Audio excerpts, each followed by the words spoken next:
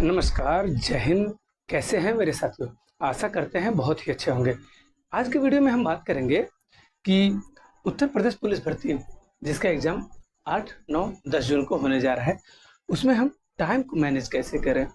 आप लोगों के मन में यही सवाल रहता है कि सर हम 120 मिनट में अटेम्प्ट नहीं कर पाते हैं पूरा क्वेश्चन, हमसे कुछ क्वेश्चन रह जाते हैं, ठीक है? तो उसी पे हम बात करेंगे कि कैसे आप लोग 120 मिनट को 90 मिनट बना सकते हैं। कैसे आप 90 मिनट में 100 मिनट में पूरे प्रश्न पत्र को हल कर सकते हैं।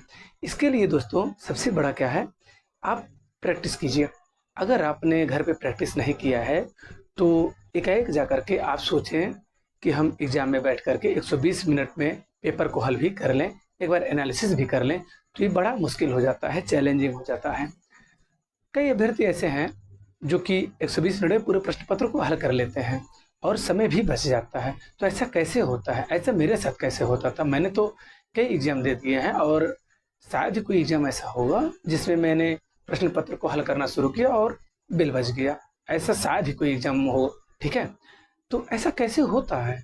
मैंने कैसे किया और जो टॉपर्स होते हैं, वो कैसे करते हैं? उनके पास क्या फ़ॉर्मूला होता है? तो इस पे हम बात करेंगे। देखिए, सबसे पहले तो आपको ये जानना है कि उत्तर प्रदेश पुलिस भर्ती में सिलेबस क्या है? आपको पता है, फिर भी मैं एक थोड़ा-सा ब्रीफ दे देता हूँ। GK, math, reasoning, Hindi. Math को देख के डरना नहीं है कि 38 क्वेश्चन आ रहे हैं, बिल्कुल भी नहीं डरना है क्योंकि ये 38 क्वेश्चन ये मैथ के नहीं होते, इसमें मेंटल एबिलिटी होता है। मेंटल एबिलिटी मतलब मानसिक योग्यता। मानसिक योग्यता में ही रीज़निंग आते हैं। जैसे आप लोग कहते हैं ना कि रीज़निंग के क्वेश्चन ज़्यादा रहते हैं, तो रीज़निंग बहुत बड़ा चैप्टर है। रीज़निंग में ये नहीं है कि अब अगर कैलेंडर आ रहा है, घड़ी आ रहा है, पासा आ रहा है, घन-घनाभ आ रहा है, तो ये सब रीज़निंग के हैं। नहीं, इसको हम मेंटल एबिलिटी के चैप्टर में गिनते हैं। कुछ चैप्टर ऐसे हैं जैसे पुलिस शासन प्रणाली से अगर कोई क्वेश्चन आ गया, तो उसको भी हम लोग मेंटल एबिलिटी में ही रखेंगे। और अगर जीके जीएस में आएगा तो जीके जीएस में भी रखा जाता है। लेकिन कई प्रश्न ऐसे होते हैं जो मैथ के ना होकर के भी मैथ वाले पोर्शन में आते हैं। 38 से डरना नहीं कि 38 क्वेश्चन मैथ में एग्जैक्ट मैथ के चैप्टर जैसे परसेंटेज हो गया, लाभ हानि हो गया, एवरेज हो गया, चाल समय दूरी हो गया, पाइप एंड टंकी हो गया, मेंसुरेशन हो गया, ये फुल्ली मैथ के होते हैं। लेकिन मैथ में कितने आते हैं मैं क्लियर कर दूं कि मैथ के अगर क्वेश्चन आएंगे तो 20 क्वेश्चन मैथ के आएंगे, 20 से 22 क्वेश्चन ही मैथ के आने हैं, बाकी आएंगे 18 क्वेश्चन आपके मेंटल एबिलिटी, ठीक है? 18 क्वेश्चन मेंटल एबिलिटी के होंगे जो कि आप बहुत ही कम समय में कर सकते हैं, ठीक है? इस पे कुछ समय लग सकता है, 1 मिनट से लेकर के 2 मिनट तक इस पे समय लग जाएगा, लेकिन इन 18 प्रश्नों को करने में आपको ज़्यादा से ज़्यादा 15 मिनट देना है। 15 मिनट में बहुत ही आराम से हल हो जाते हैं। तो सबसे पहले कैसे हम अप्लाई करेंगे? क्या हम करें कि 90 मिनट में ही हल हो जाए, ठीक है? 90 मिनट तो मैंने बहुत कम कह दिया है, लेकिन बहुत लड़के ऐसे हैं जो 90 मिनट में हल कर देते हैं। फिर भी आपके लिए मैं 100 मिनट मान लेता हूँ, ठीक है? 100 मिनट में कैसे हल करें? तो देखिए, सबसे पहले क्या करना है, आपको हिंदी देखना है। हिंदी सबका अच्छा होता है। आप ये मत सोचिएगा कि आपका 35 अगर आ रहा है, 37 क्वेश्चन में से अगर 35 क्वेश्चन आपके हो रहे हैं तो आप बहुत बड़े टॉपर हैं। नहीं दोस्तों, 35 क्वेश्चन लगभग 1 से 2 लाख लड़के ऐसे होंगे जिनका 35 क्वेश्चन सही हो रहा होगा और ये कहीं वाहवाही या फिर हवा-हवाई वाली बात नहीं है। 33 से लेके 35 क्वेश्चन तक कम से कम 1 लाख बच्चे होंगे जिनका हिंदी सही होगा ही होगा। तो कैसे होता है? हिंदी एक तो ईज़ी है और इतने अच्छे-अच्छे यूट्यूब पर टीचर हैं जो कि ऐसा पढ़ा देते हैं कि हिंदी दिमाग में एकदम अच्छे से फिट हो जाता है। तो हिंदी में आपको बहुत समय देना है, 15 से 20 मिनट का समय देना है, ठीक है? हिंदी को 15 से 20 मिनट का समय देना है। बाकी जो बच जाते हैं, जैसे कि कोई क्वेश्चन ऐसा है कि आपको समझ में नहीं आ रहा, उसको तुरंत स्किप कर दीजिए, बाद में दिमाग लगाइए। अलंकार का क्वेश्चन आ गया, नहीं समझ में आ रहा है, तुरंत स्किप कीजिए, दिमाग पहले मत लगाइए। जैसे पैराग्राफ वाला होगा, तो पैराग्राफ सबसे लास्ट में कीजिए, ठीक है? समय बचाने का प्रयास कीजिए। Reasoning, reasoning 37 question. अब आप लोग कहेंगे कि 1 मिनट में 1 क्वेश्चन, बिल्कुल गलत अप्रोच है। 1 मिनट में 1 क्वेश्चन नहीं रीज़निंग का होता है। कुछ क्वेश्चन ऐसे होते हैं जो 5 सेकंड, 10 सेकंड में होते हैं, कुछ क्वेश्चन ऐसे होते हैं जो 1.5 से 2 मिनट भी लगते हैं, कुछ क्वेश्चन ऐसे होते हैं जो हल ही नहीं हो पाते हैं। पजल वाले क्वेश्चन ऐसे होते हैं, लुप्त पद वाले क्वेश्चन ऐसे होते हैं कि जो हल ही नहीं हो पाते हैं 3-4 मिनट के अंदर में, ठीक है?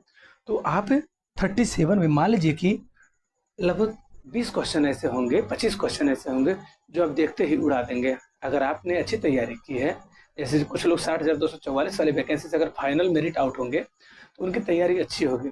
तो वैसे अभ्यर्थी वो तो 25 क्वेश्चन देखते ही उड़ा देंगे, बाकी बचा 12 क्वेश्चन। 12 क्वेश्चन पे पर क्वेश्चन 1 मिनट का समय लेना है या 1.5 मिनट का समय लेना है। कितना समय देना है इस पे देना है आपको 25 से 30 मिनट। 30 मिनट से ज़्यादा देना ही नहीं है, चाहे बहुत ज़्यादा लोग प्रैक्टिस किए हो उनके लिए, जो कम प्रैक्टिस किया हो उनके लिए है ये बात। मैथ की बात अगर की जाए तो मैथ को आप रख लीजिए 30 से 40 मिनट। 30 मिनट उनके लिए है जिनकी मैथ अच्छी है या फिर एवरेज है उनके लिए। 40 उनके लिए है जिनका मैथ वीक है, जैसे लड़कियां हैं कुछ जिनकी मैथ वीक रहती है, मैथ से डरती हैं, तो 40 मिनट में हल करने का प्रयास करें। जो हल हो गया 40 मिनट में ठीक, बाकी क्वेश्चन को आप घेरा बना करके आगे बढ़ जाइए। जीके जीके पे समय बिल्कुल भी नहीं बर्बाद करना चाहिए, क्योंकि जीके पे जितना आप समय देंगे आपके निगेटिव मार्किंग के चांसेस बढ़ जाएंगे, क्योंकि आपको लगेगा ये क्वेश्चन तो होना ही चाहिए, ये मैंने पढ़ा है, तो यहीं से आपकी निगेटिव मार्किंग होती है।